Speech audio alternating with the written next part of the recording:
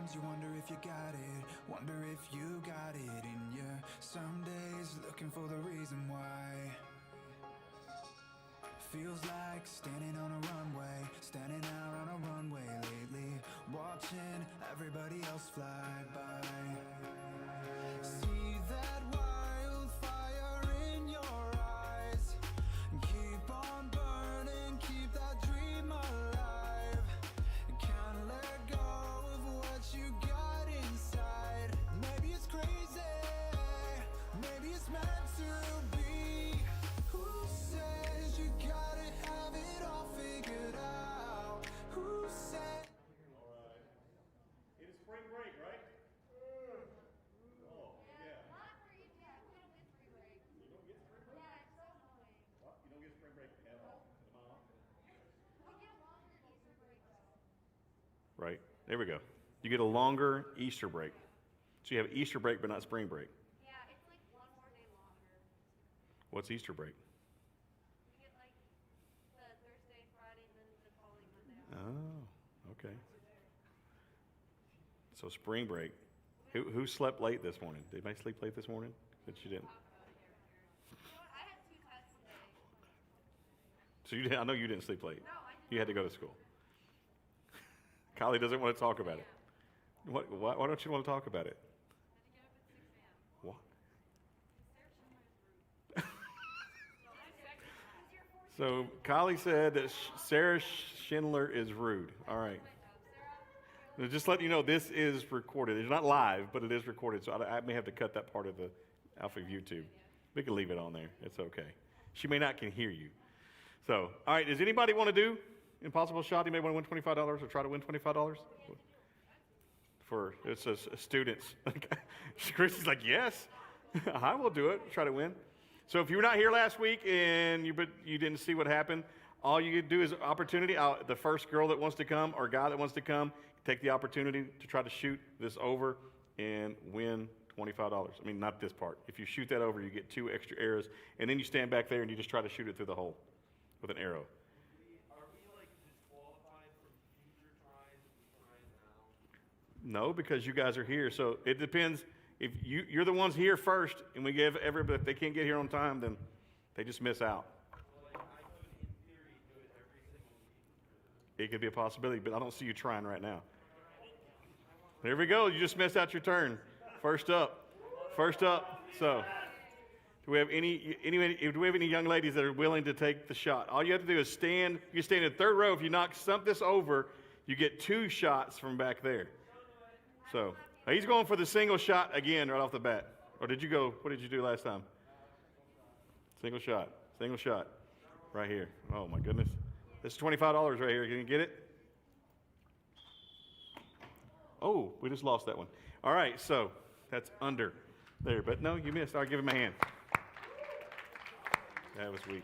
It is spring break. I know everybody's still coming in. Last person that sits down has to come shoot an arrow. They're like, what? Any ladies? Any girls? Anybody want to come shoot? It's 20. I don't understand $25. Like, you don't want to win. You don't want to even try. Come on, Grace. Thank you. So, here's the option. You know, right? Did you see last week? You don't know? So, you can stand at the 3rd row of the chairs with one and try. If you knock this over, just something falls over, you get both shots from back there. Or you can just take one shot and go back there to the pole and try to put it through. You get an option. If you knock it over, you get 2 arrows and 2 shots. You miss. That's it. That's just the chance you take. She's going for the $25. $25 right off the bat. Going for the big shot. The big shot. Keep going back. Right there by the... Right there. Do you need that shoe on?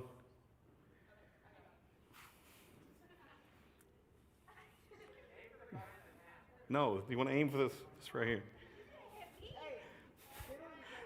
Do not. Oh my goodness, where's it going? Oh, that's going way over. Oh God.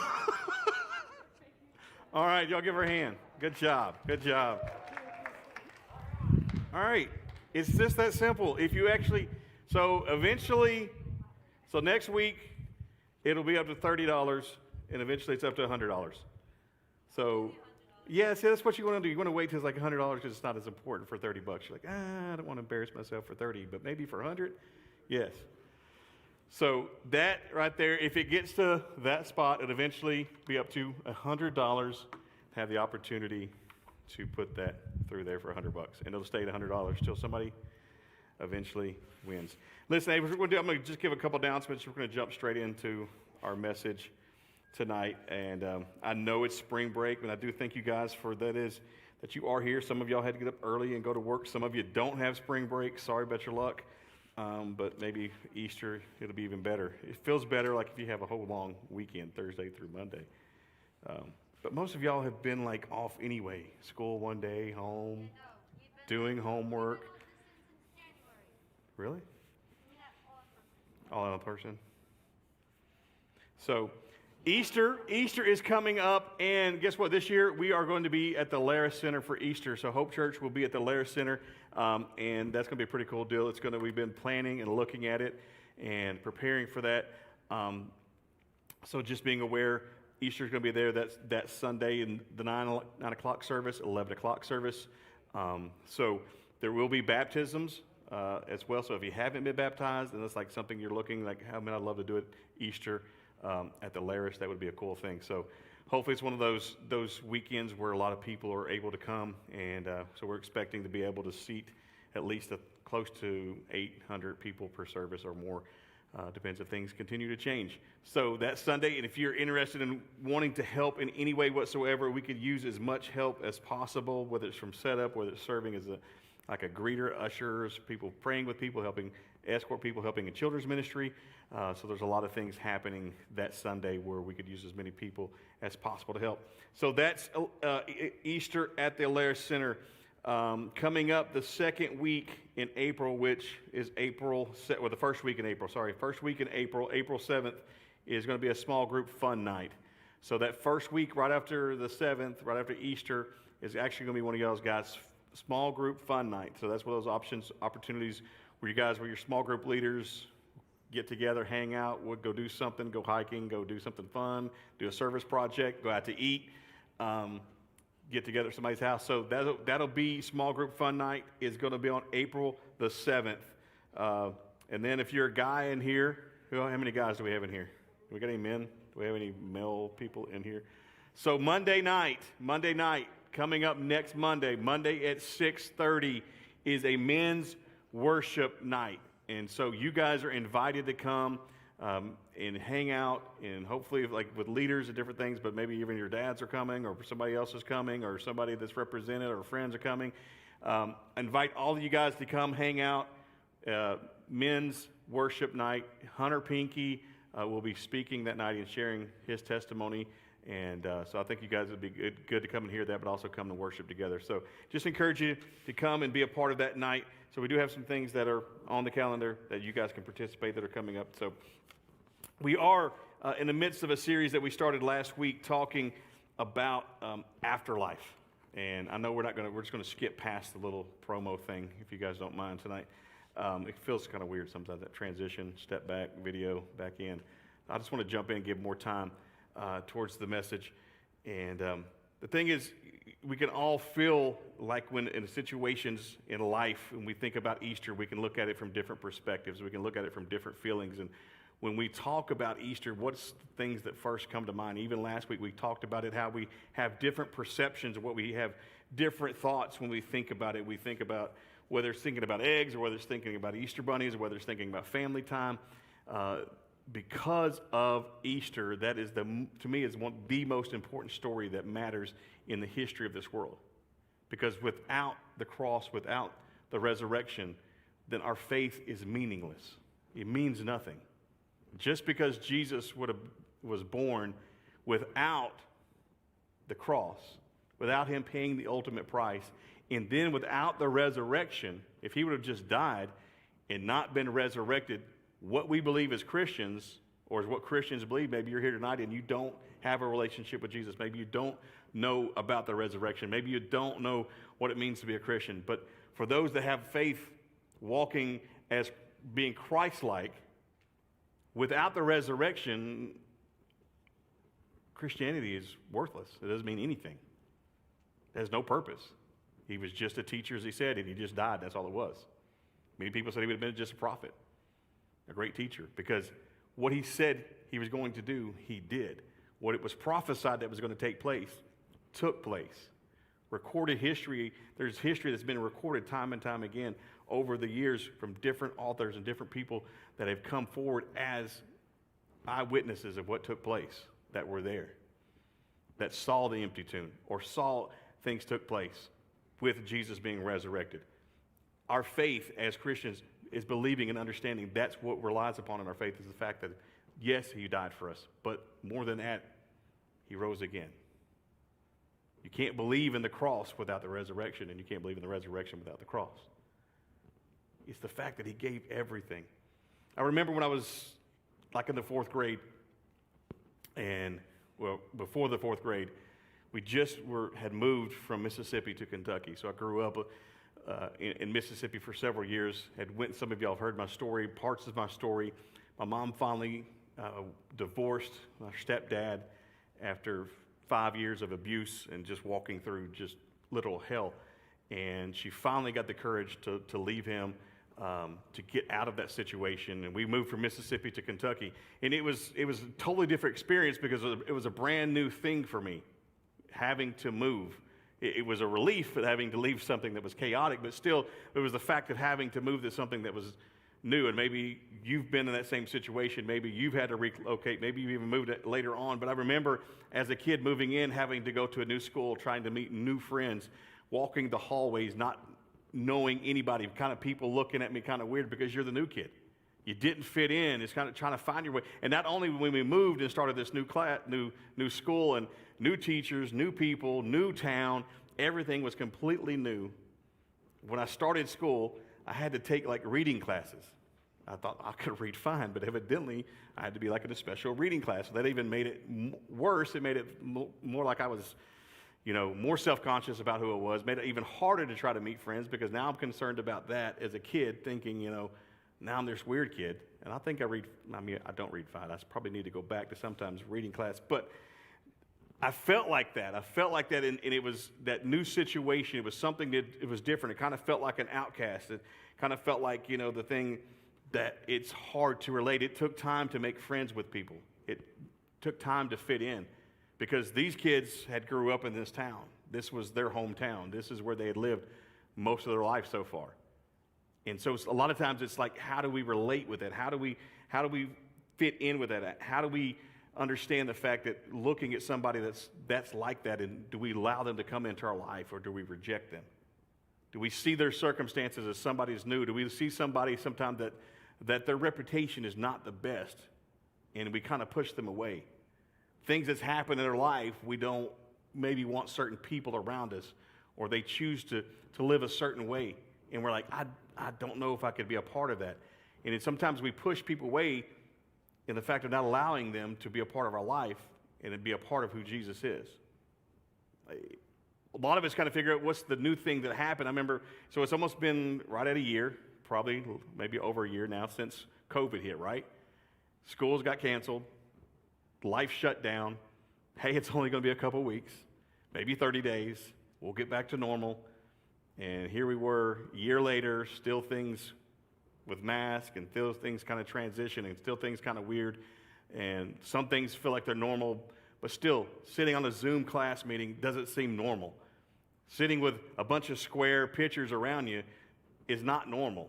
It doesn't feel like you're part of what's happening because you're not in the room. You're just looking at a screen, and all you see is this square, this person, this person. And I remember doing that, looking on, as I would do Zoom meetings with other youth pastors and other groups, and be on calls with 50 or 60 people, and like, did I really matter? Was I really even there? Did they even know I was not there? I remember sitting there for so long going, why is that person's video they're not even in the room? Then I learned like, I can shut my video off, and I don't even have to, I could get up and walk around. I can just maybe listen. A lot of y'all probably figured that out quick. I don't know if your teachers say, no, you have to be here. We have to see you move. I don't know. But I figured out finally, like, I could just pause the video, get up, walk around, get something to eat, go to the bathroom, come back. But did they really even know I was there? And I think a lot of us like that in life is like, if I just turned the video off and muted myself, would people even know that I'm in the room? Would people even know that I'm even here? Sometimes we feel like we don't even matter. Sometimes we've probably have all wondered that before, is the fact is, does it even matter if I'm here? Does anyone care what I think? Does anyone notice what I have to say? And I think we can all feel like that at times, especially if you're a new kid, especially if it's a new situation, even walking into small groups. Sometimes we can feel like that. Maybe you've been in small group and you've been here for years and you still feel like you're not fitting into the circle. And that's not ever what we intend to happen in our small group settings. Any person that comes in, they should be welcomed, and they should feel like it's a safe place, and it's somewhere they can come and be challenged, it's somewhere they can grow, and it's somewhere they can learn about who Jesus is, and they get to see it and do life together with you guys in those groups. But still, people can feel like, I don't fit in, I'm not a part of this group, because maybe I'm from this school or that school, or I'm new to here, or I'm on the base and I only get to come every once in a while, or things are just totally different. And maybe it's people coming back as restrictions are lifted and feel like, do I still feel like this is the same place where I was at before? Do I truly fit in? And it can be hard a lot of times. It can be those tough situations where we feel like that. Maybe you've got a brother or sister that all your parents talk about is them. You feel like it is. It's like their grades are the best and they're the best athlete, and all they do is, that's all we talk about is this person over and over, and they feel like they're never talking about me. Feel like I'm... Or maybe it is like small group. Maybe it's a coach. Maybe it's from all different types of people that make you feel. Maybe it's your boyfriend, your girlfriend. Maybe it's something that is your best friend that sometimes makes you feel like that. But the thing is, when we don't feel seen or valued by people in our lives, it starts to make us feel like we don't matter. It makes us feel like we don't matter if our voice is not heard, if we don't feel valued. We're not in the room, but we're in the room, but people, are we really there? And we struggle with that. When we feel like we're overlooked or ignored, it's easy to become discouraged or feel numb or disengaged. If nobody's listening, why bother speaking? If nobody's paying attention, then does it really matter what we do? Does it really matter what I say? And it does. When we feel like we don't matter, it takes the passion, it takes the excitement out of our lives. It's like, why should I try harder if I'm not going to be seen? Why should I try harder if I'm not going to be heard? If it's always going to be about somebody else. And sometimes we get that perception in life. The thing is, nobody wants to feel that. None of us want to feel like that at all. None of us want to be compared to somebody else. Why can't you do like your brother? Why can't you be like this person? And you may hear that from coaches. You may get to this level, do this, follow their example. Be like them. Nobody wants that. Sometimes it can be challenging. Sometimes it can push you. But sometimes it can also make you feel like you're not as important. The thing is, today we're going to talk about somebody who felt the same way. You're like, where are you going with this? This feels really down. Somebody in Scripture, somebody in the Bible that felt the same way. It was a game changer for her. It was something that was a game changer for her life. We're going to talk about Mary. We're going to talk about Mary and the impact that she had, but the impact that was made upon her life. And we're not talking about Mary, mother of Jesus. So it's a lot of times we hear, there was a lot of Marys for some reason in the Bible. Maybe it was a very popular name. But there was Mary, mother of Jesus, that we're not talking about her. And then there was Mary and Martha, which was the sisters of Lazarus, if you've ever heard that story, the guy that was dead and Jesus called him out of the tomb. We're not talking about that. We're talking about another Mary. We're talking about Mary Magdalene. Mary lived and came from a town of Magdala, and that's why her name was Mary Magdalene. Mary was an incredible woman, a close follower of Jesus. But Mary had some things that probably labeled her. At one point in her life, there were 7 demons that were cast out of Mary. So all of a sudden, you were like, whoa, that's kind of weird. But she became one of Christ's closest followers. Her name is mentioned time and time again throughout Scripture. Jesus made a point to make her important, to feel valued, to feel loved, to feel like she was a part of what was happening. So when we look in Scripture and we look in the Bible and you see as Old Testament, New Testament, we see in the first 4 books of the Bible, Matthew, Mark, Luke, and John, those are what we call the Gospels.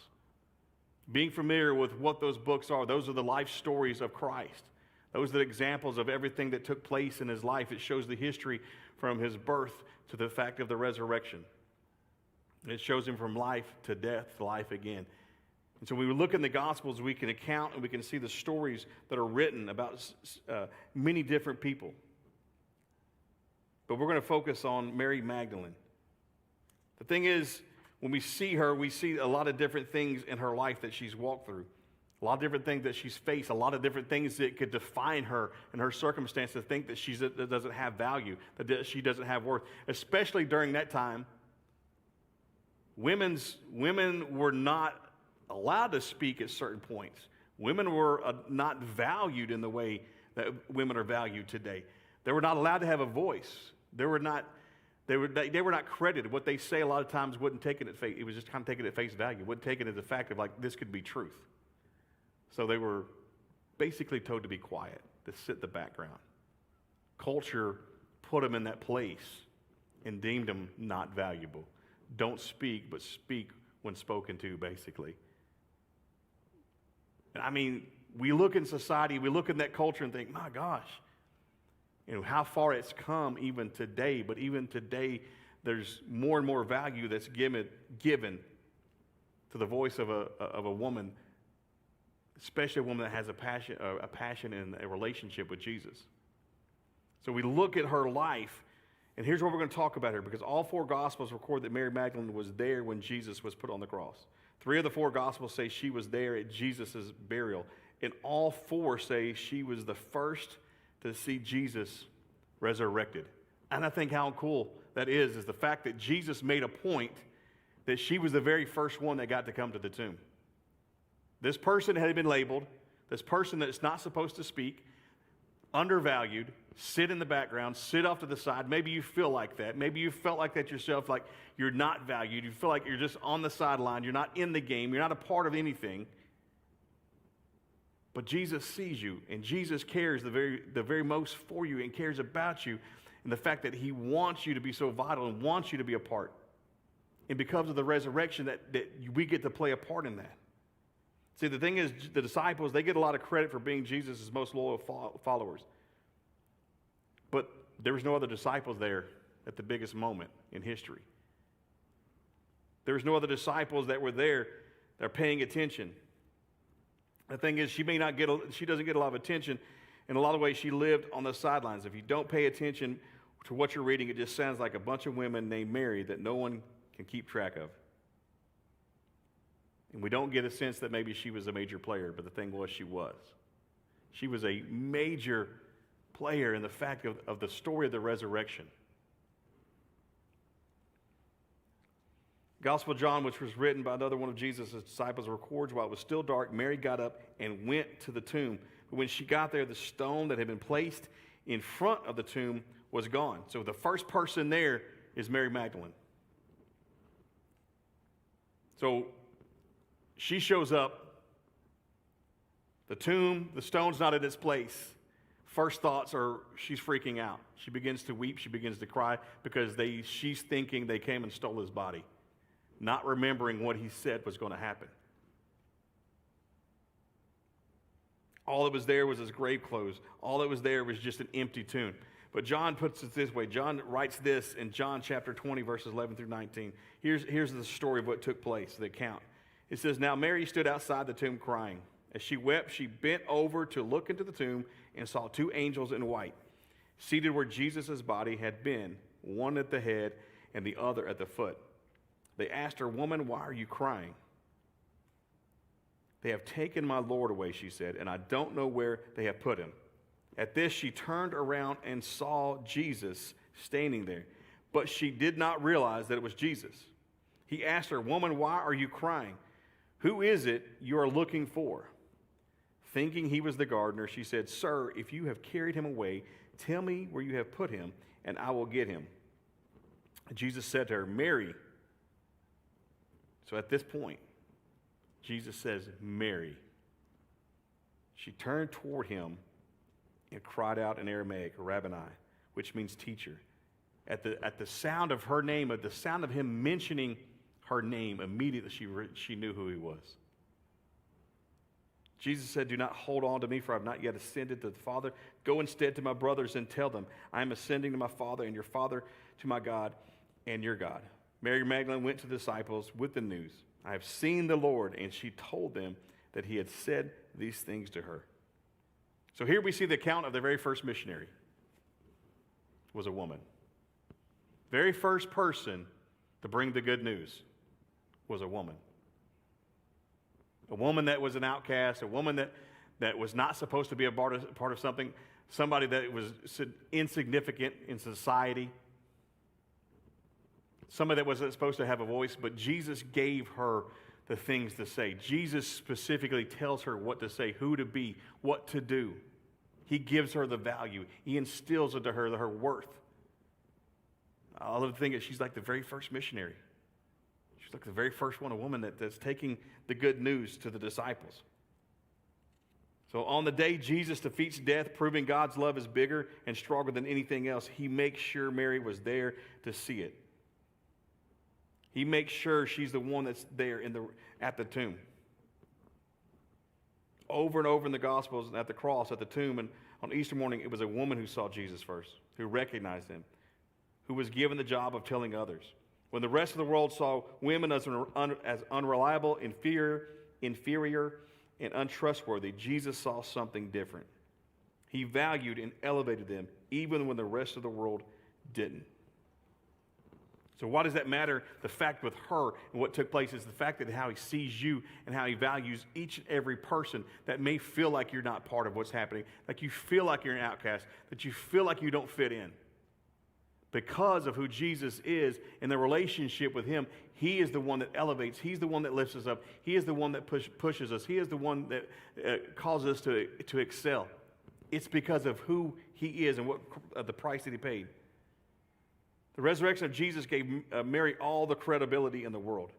So because of the resurrection, we can take what Jesus says seriously. And Jesus said Mary mattered. So think of it this way. Because of the resurrection, Mary knew that she mattered.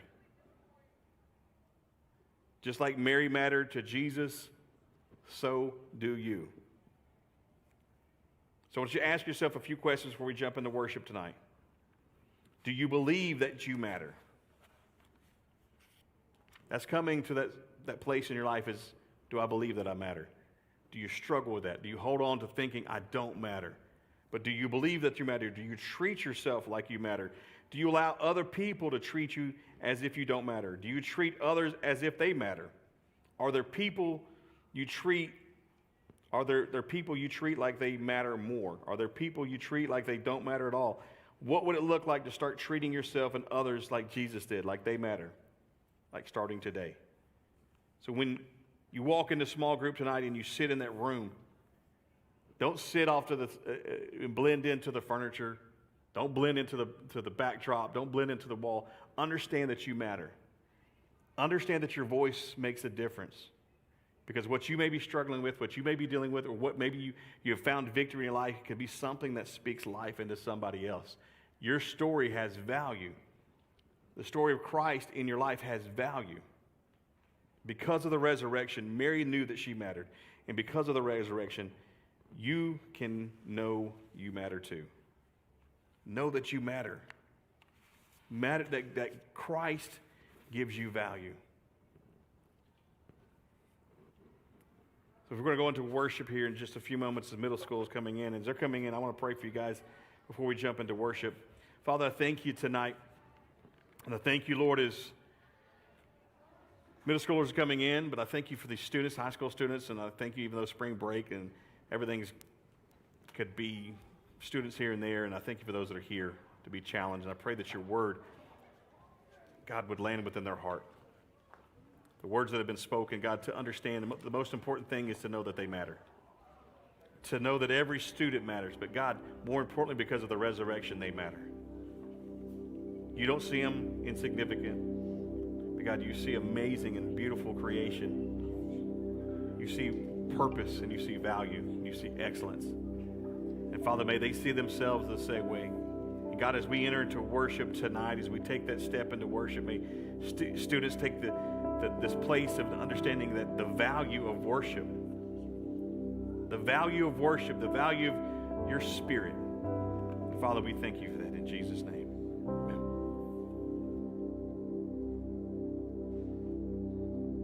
All right, I invite you guys to stand up and sing along.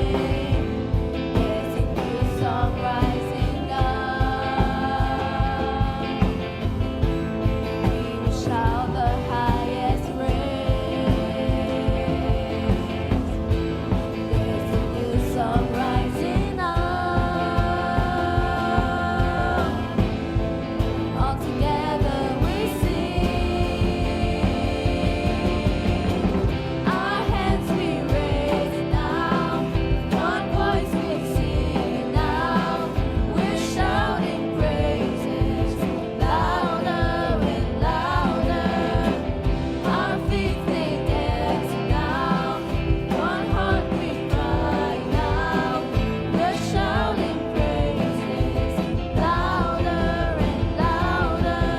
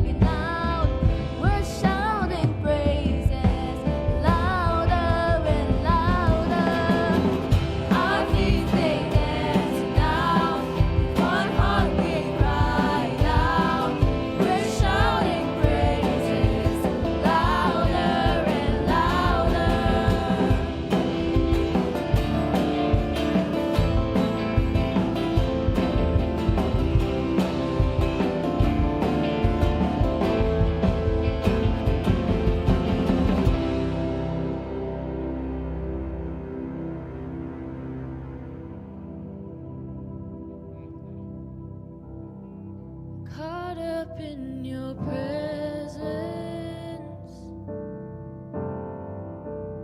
I just wanna sit here at your feet, caught up in this holy moment. Never wanna leave. Oh, I'm not here for blessings. Jesus, you don't owe me anything more than anything that you can do. I just want you.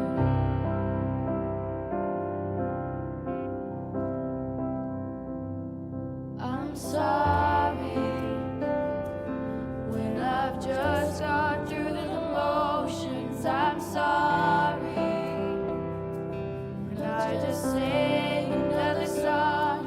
Take me back to where we started. I open up my heart to you.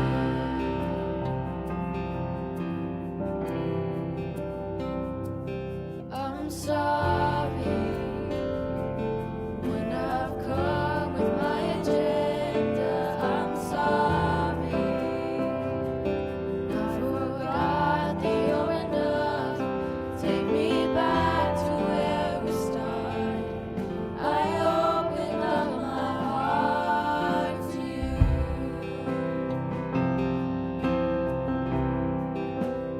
Caught up in your presence. I just wanna sit here at your feet, caught up in this holy moment. Never wanna leave. Oh, I'm not here for blessings. Jesus, you don't owe me anything more than anything that you can do. I just want you. I just want you. Nothing else. Nothing else. Nothing else will do. I just want you. Nothing else. Nothing else, Jesus. Nothing else will do. I just want you. Nothing else. Nothing else, Jesus. Nothing else will do. I just want you. Nothing else. Nothing else. Nothing else will do. I just want you. Nothing else. Nothing else, Jesus.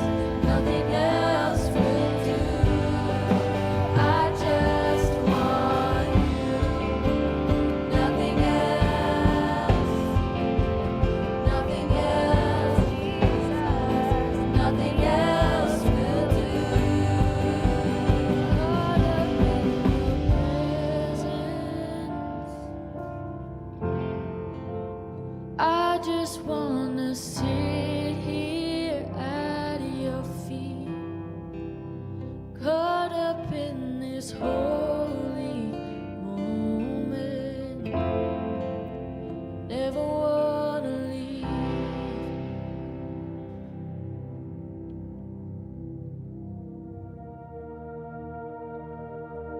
Romans 10, verses 9 through 10 says, "If you declare with your mouth Jesus is Lord and believe in your heart that God raised him from the dead, you will be saved. For it is with your heart that you believe and are justified, and it is with your mouth that you profess your faith and are saved.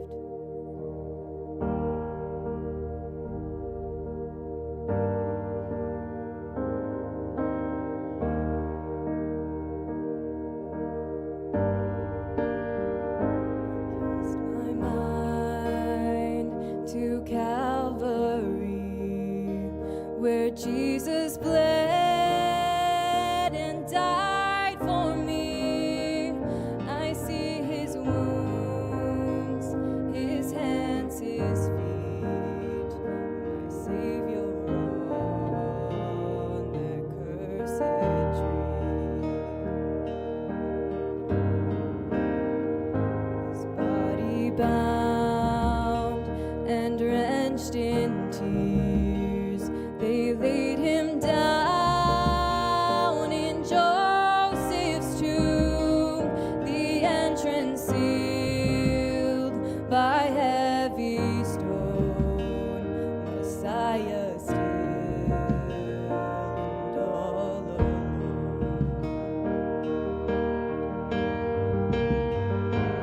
Oh, praise the name of the Lord our God. Oh, praise his name forevermore. For endless days we will sing your praise.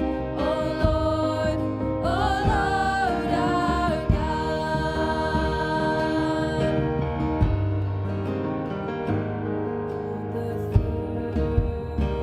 At break of dawn, the Son of Heaven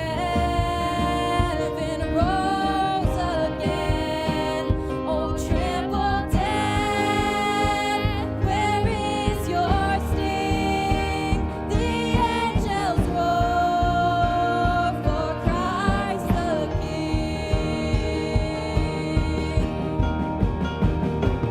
Oh, praise the name of the Lord our God. Oh, praise his name forevermore. For endless days we will sing your praise. Oh Lord our God.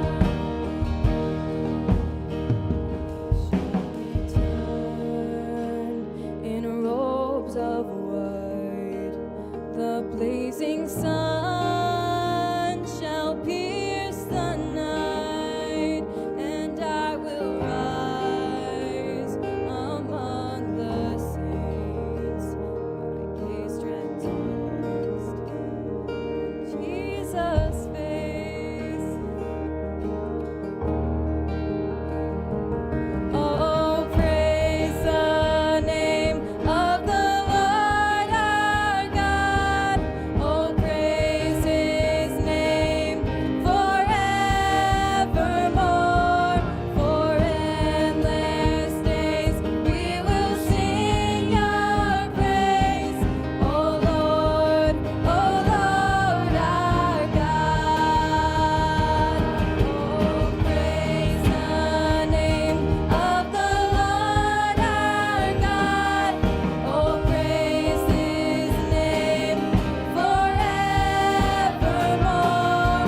For endless days we will sing your praise. Oh Lord our God. Oh Lord our God. Dear God, thank you for that promise that you rose again just for us so that we could spend eternity with you and that we would not have to suffer an eternal damnation, that we could know you and that we can have a relationship with you, God, just by believing and having faith in what you have in store for us and following your plan. That's amazing. And we are forever thankful for that. So just, we praise you today, Lord, because of the good that you've done. And in Jesus' name, amen. Middle schoolers, you can have a seat, and high schoolers, you can go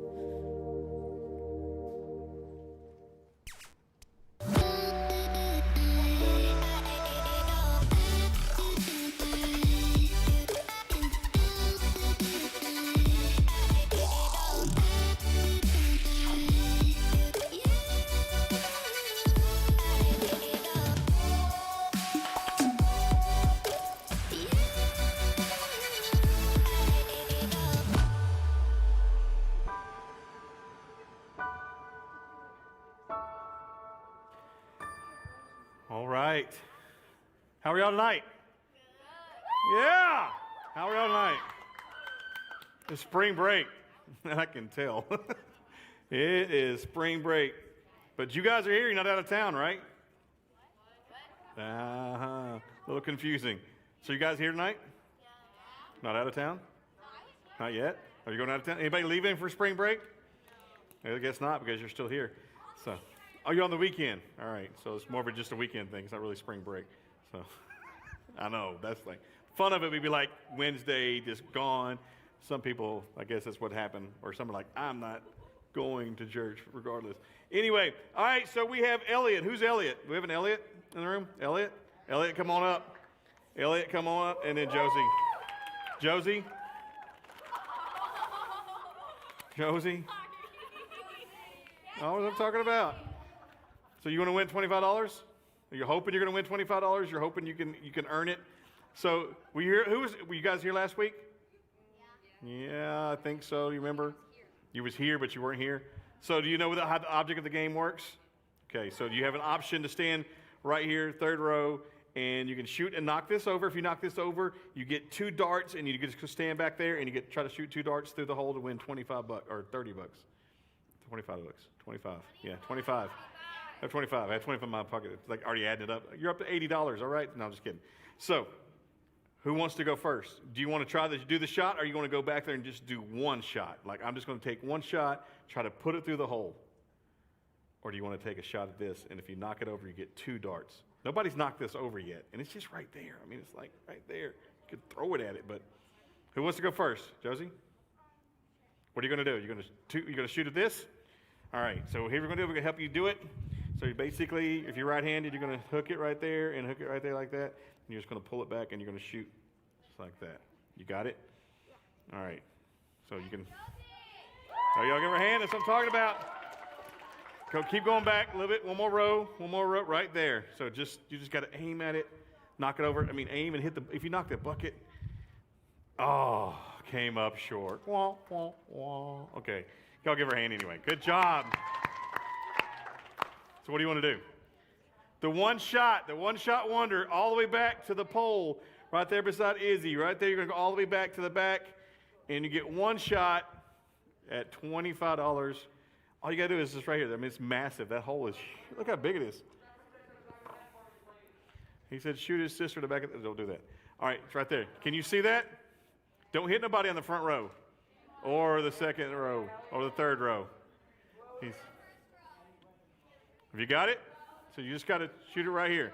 Do I need to stand right here like a target? Does this help? Does this help? If I stand here? Like aim at my face. Oh, sweet. Oh, gosh. You could let me know it was coming next time. Y'all give a hand. That's probably the closest. I mean, people have like shot low, but that was the right height. Just not the right direction. Good job. Good job. Hey guys, this one we got Easter coming up in just a few weeks, right? Easter is just around the corner. Candy, chocolate bunnies, raw eggs. I mean, not raw eggs, boiled eggs, right? Boiled eggs, all kinds of, some people eat raw eggs. Alexa, right? Uncooked eggs. Some people like salmonella. She's not even paying attention. Raw eggs. Yeah. She's here. You only ate 2, so. But listen, hey, we're not far away from Easter, and Easter is going to be at the Alaris Center this year. It's going to be pretty cool, pretty awesome. There's going to be tons of people there. We're also going to have the baptism this year at Easter. So if you've been waiting to get baptized and haven't been baptized, and you are a believer of Christ and haven't been baptized yet since you became a believer in Jesus, and you would like to be baptized, you can do that coming up in a couple weeks at the Alaris Center on Easter Sunday. So there is a 9 o'clock service and an 11 o'clock service. And so it's going to be pretty cool. Looking forward to that. Also, the first week in April, which is April the 7th on a Wednesday night, that's the very first Wednesday in April, we're having a small group fun night. Once again, small group fun night. So that will be hanging out. Yep. What? The 7th, April 7th, the very first Wednesday in April. So your small leaders will be working on, your small leaders. Yeah. your small group leaders, small leaders, small, all kind of small, but your small group leaders will be putting together something for that night. So you guys may get together as groups, or it may be individual things, hanging out. It may be game night in this room or in the youth room or something. So it's whatever your leaders come up and they want to do. It could be a service project. You may be out raking leaves. Who knows? I don't know. Is there any leaves to rake? There's no leaves to rake right now. So anyway, whatever your leaders come up for that night, guys, that you guys are going to do for your small groups, a fun night. So have you guys ever been like the score winning goal of something? Have it ever happened to you? Like you're the person that like got the award, or you made the last shot, or you got to play an instrument that stood out. You got to sing the solo, and you kind of felt like, yeah. So there's several in the room. You're like, yes, I remember that. And you felt like you're on top of the world, kind of like you're at this place. You're like, yes, I feel so important. I feel like so valuable because everybody's looking at me, or I scored the winning goal, and now it's like I get to share this story forever. It's ingrained in history that I'm the one that won the Little League World Series. I didn't do that. I'm just kidding. But maybe you had some history of that. I remember as a kid when we had Little League football. So I was in 6th grade, and we had Little League football. Actually, I was in 5th grade. So we had Little League football, and we were the second worst team in the league. So second worst team, but eventually we got to the playoffs, and then we got to play the first worst team, and then we beat them. And so somehow I don't know why they had the worst teams playing each other, but usually that's the opposite. Best team usually plays, but we beat that team. So we're in the playoffs, and then we get to play one of the best teams, and then we beat them. And then we get to play another team that's even a better team, and we beat them. And then we get to the championship game, and we demolish them in the mud. It's like the greatest thing ever. It's like the Little Giant movie. It's like all the little things you've ever seen on Disney, like the little team that was almost the worst team, but kind of comes back and wins the championship game. And we got to play it in the mud. It's like one of these things as little kids. Remember the things of it. And we had the party afterwards. Not that night, but a few weeks later, we're at this place and we're having pizza, we're hanging around, and they begin to give awards out. And they're handing these little trophies. They're about this tall. It's like just a little dude. It's like a little football player. No stand, no nothing. It's just a plastic. Like they went to the store, bought Army Men and painted them gold. Be like, here you go. And that's what the size of it was. Like, here's their trophies. And they're passing out the trophies. And all of a sudden, the guys go, we ran out. And I'm like, I didn't get a trophy. And then there's another guy. He didn't get a trophy. And all of a sudden, we look around, there's 4 of us didn't get trophies. And I'm like, all of a sudden, my face is down. I'm about ready to cry. I'm like, I didn't get a trophy? All these other people got trophy? How did I not get a trophy? This is crazy. And I'm just like sitting there, emotional, thinking, I can't believe they forgot about me. I can't believe they ran out of trophies. I can't believe all these things, self-doubt. I'm like, oh my goodness, about to cry, embarrassed. Then all of a sudden, they go, oh, we found a box of trophies back here. Sorry. Then they pull out these a lot bigger trophies. And I actually went home today, and I was going to try to find it because I still have it. It's like a little silver crown, and it's got the football guy on top of it, and it says most valuable player on the front.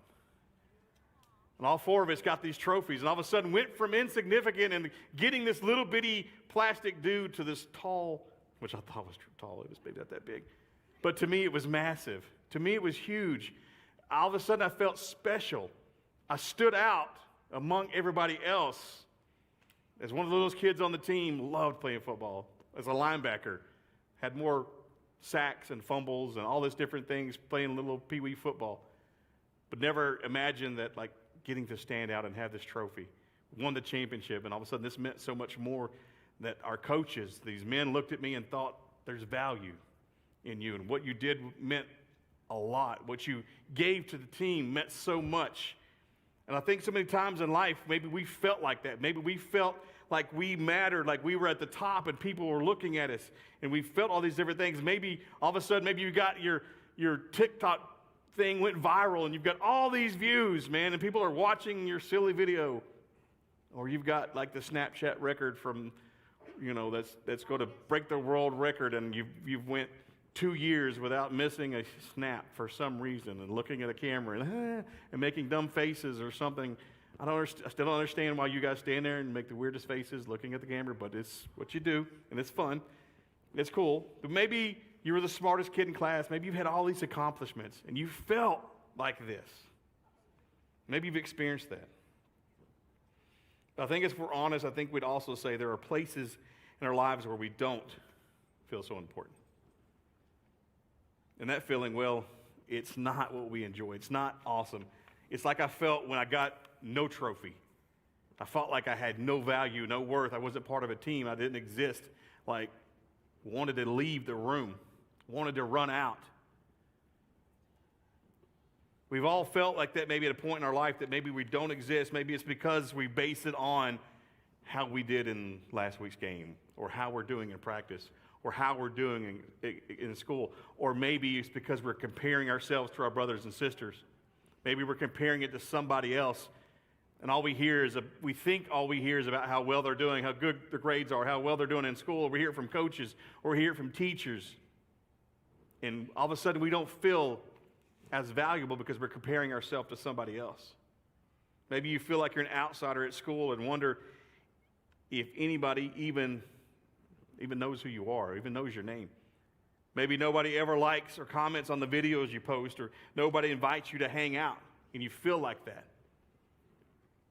I think the reality is that most of us probably feel unknown or unimportant at some point. We wonder if we're really noticed or seen by other people at school or at home, or even here at church. It seems like only certain people get to feel important all the time. We're just lucky if we feel important every once in a while. And how is it that we make others feel? How is it we make others feel in the room? How is it that you make other people feel in your circle? Or do you allow them into the circle? Even though they're sitting in amongst the group, do they feel like they're a part?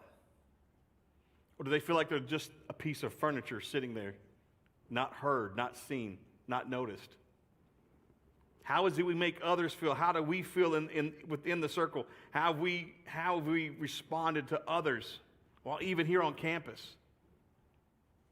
I think the reality is that most of us probably feel unknown or unimportant at some point. We wonder, are we noticed? And second, I want to tell you a story about somebody else who probably felt like we do sometimes. Somebody who didn't think they were all that important. And what's cool is that as we look at this story, we'll see that Easter actually shows us one really big truth. The thing is that we're important to the one who is the most important. So in this series, we're talking about three people. Last week we talked about John. Tonight we're going to talk about Mary. We're going to talk about Mary. So when you hear that name, Mary, from the Bible, you probably think immediately about who? When you think about Jesus' mama? Or you think, if you've ever heard the story of a dude that was dead, and Jesus went to this tomb and he called out his name, and his name was Lazarus. He had two sisters, and one of the sisters' name was Mary. There was Mary and Martha. If you've ever heard that story, maybe you think that's the Mary we're talking about. It's not the Mary. I think Mary has been a very popular name because there's all these Marys as you read. You're like, is that Mary's mama? Or is that Mary's, the one that was helping like at his feet and put oil on him? And which Mary, was it the sister? Which Mary are we talking about? The thing is, all the Marys had, or all made a difference. All the Marys in the scriptures married. But the Mary that we're going to talk about was one that lived in a small fishing village called Magdala. She's also known as Mary Magdalene. Here's the thing, it's actually a pretty big deal that we can talk about any of these Marys today, because at the time they lived, women didn't have a lot of rights or freedoms or opportunities like the men in their culture did. That's actually one reason there are a lot of more men talked about in the Bible than women. It's because they were undervalued. They were not seen. They were told to be silent. They had to sit in the background. And no, Brandon, it doesn't work like that today, so you just have to understand. He's like, I know. But these women didn't have a voice. They were basically told, speak when spoken to. But that's what makes Jesus so interesting. I think that's what makes Jesus so awesome, is the fact that in a culture that gave women less rights, less leadership, less opportunities, Jesus went out of his way to value women, to give them opportunities, to know they had a purpose. And in fact, we know that during his life and ministry, he was close to Mary Magdalene. He knew her by name. He saw her as important We know this because some of Jesus' closest followers, Matthew, Mark, Luke, and John, wrote and recorded in the Bible about who Mary was, the accounts of her life. Because Jesus was so close to Mary Magdalene, she's included in the story we read every year at Easter. She's part of the event that shaped our Christian faith. So we're going to look at it and as we jump into John chapter 20. Starting with verse 11, it says, Mary was standing outside the tomb crying, and as she wept, she stooped and looked in. She saw two white-robed angels, one sitting at the head and other at the foot of the place where the body of Jesus had been lying. Dear woman, why are you crying? The angels asked her. Because they have taken away my Lord, she replied, and I don't know where they have put him. So to catch up, Jesus has just been crucified. He's just been killed. He's put on the cross, faced this horrible public death. People that had just watched him do this. Mary was there when it took place. She was at the cross when he was crucified. She was watching what had just happened to her very close friend. Then he's buried in a tomb, and because she cared so much about him, Mary went to visit Jesus' grave. But what did she find?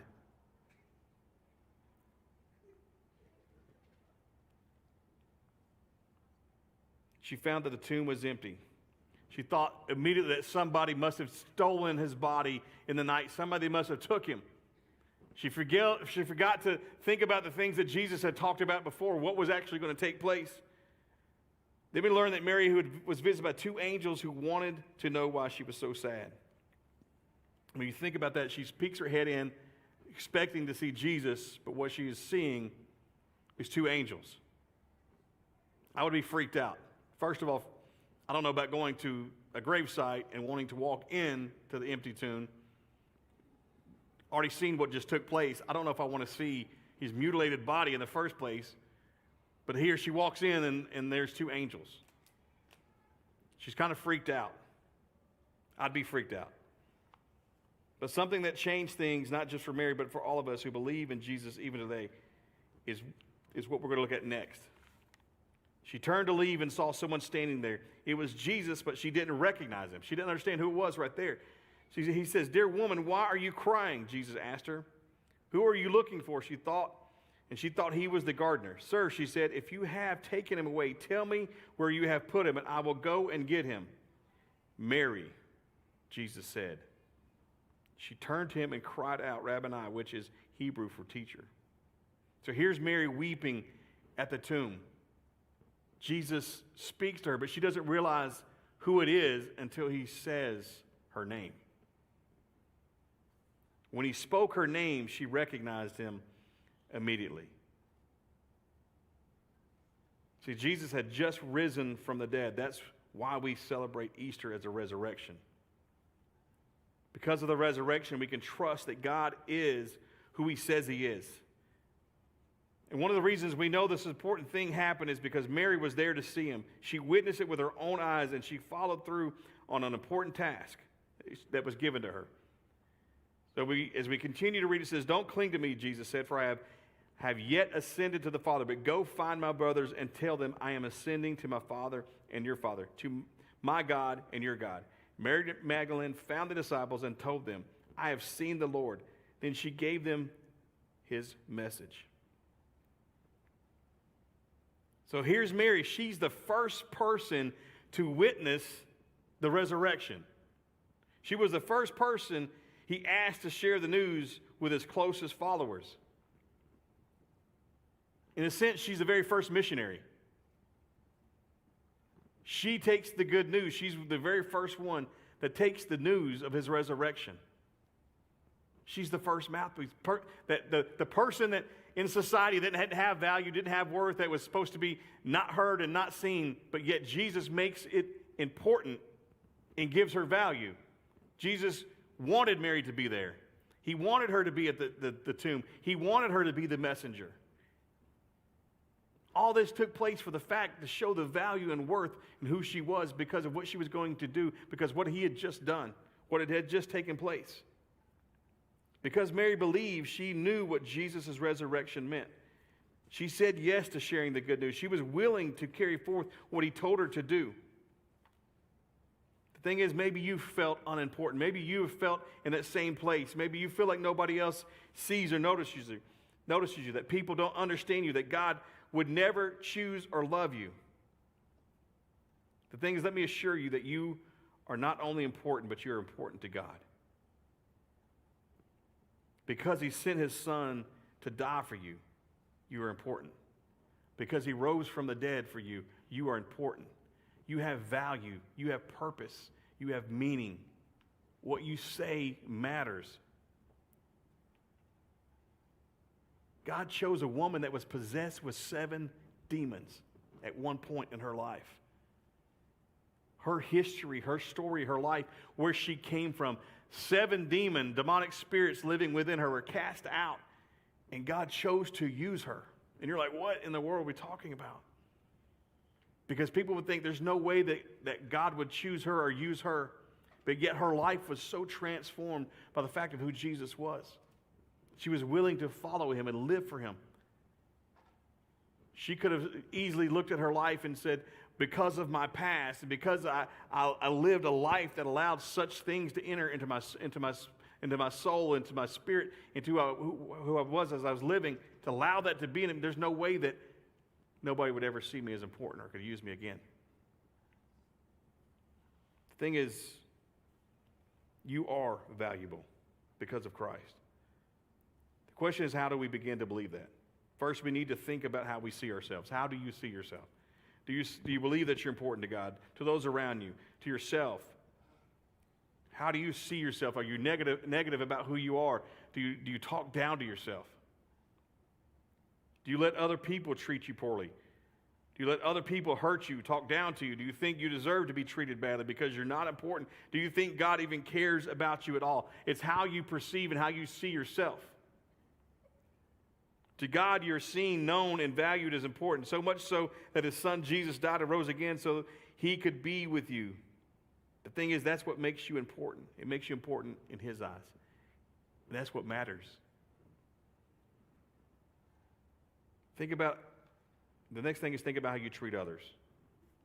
How do you treat others? One of the most important things we can do this Easter is show Jesus' love to others. We have to understand is how are we treating those around us? Is Christ represented? It is because of the resurrection, we have the power, we have the anointing within our life to understand what we say has value, and how we treat somebody else dictates to them if they have value. You can either speak life into somebody or death into somebody. You can either drag them down by your actions and things that you say to them and do to them, or you can lift them up and make them feel like they're part, to feel important, to feel loved and accepted. Remember this, Easter reminds us we're important no matter what. So as you guys head to small group, I want you to start thinking about how you'd answer this question. What makes the resurrection important to you? What makes the resurrection important to you? Hey, what makes the resurrection important to you? Thank you. So as we go to small group, I want you to think on that, and you going in today, think about it as well. What effect do I have on others around me? So you guys can go to small group tonight. Yes, wait a minute, right quick. Girls, you are back. 8th grade girls, you are behind the black veil out there, the petition wall.